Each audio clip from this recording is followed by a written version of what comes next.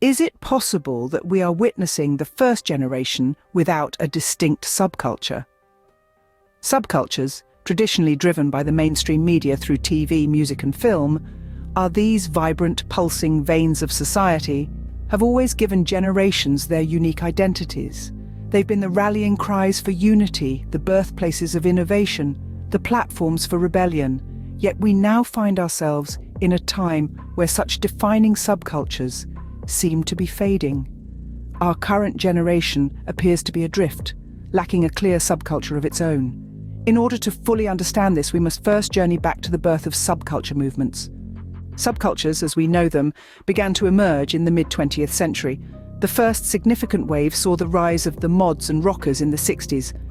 The mods, short for modernists, were known for their sharp, tailored suits and love for soul music.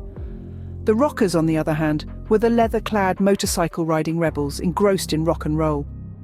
The 1960s saw a hippie movement of peace, love, unity and experimentation with hallucinogenic drugs in the name of enlightenment. The 70s gave birth to disco, the skinhead movement, rude boys and the punk movement. And towards the late 70s, the emergence of early hip-hop, breakdancing and graffiti culture. Graffiti gave people without an identity. They carved their own persona through lettering and how much risk they were willing to take to get their work up. They gained respect from people before they knew who they were, each movement uniting people together. Then came the emergence of early electronic music in the 1980s, acts such as New Order, which later fueled the culture of ravers. Ravers were synonymous with the rise of electronic dance music, with their neon outfits and glow sticks becoming a staple at underground parties. The late 1980s and early 1990s saw the emergence of football hooligans and the acid house movement. Football hooligans were notorious for their aggressive behavior, while acid ravers were known for their colorful attire and stress-free, ecstasy-fueled, hedonistic approach to life.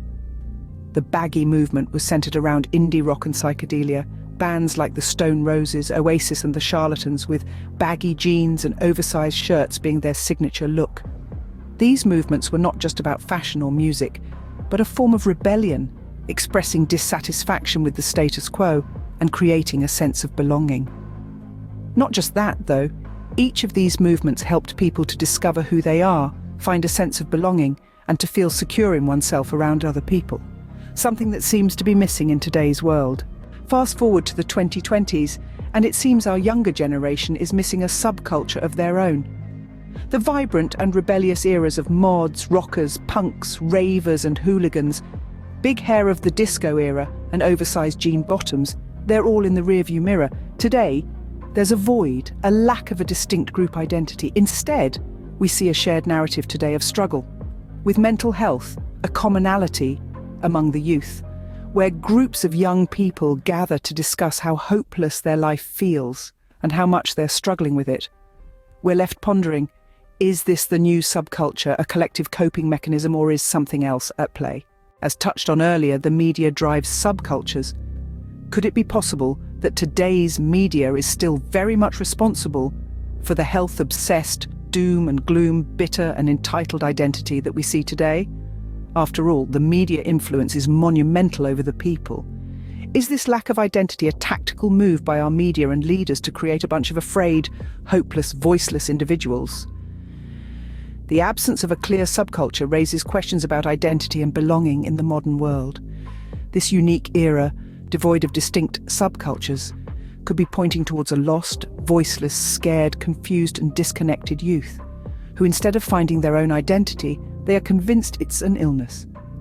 Conversely, it could be a reflection of global issues impacting mental health, creating a shared experience unlike any subculture we've seen before. It begs to wonder if the people who seem to be struggling with identity issues, if they had a subculture to align to, one where they paused and took their attention away from their own neuroses, long enough to engage in something that might bring them feelings of power and joy. Would things be different?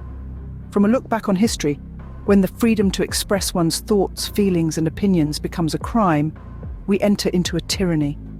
One where individual choice and power is suppressed, and as a result, one's identity is suppressed in the process.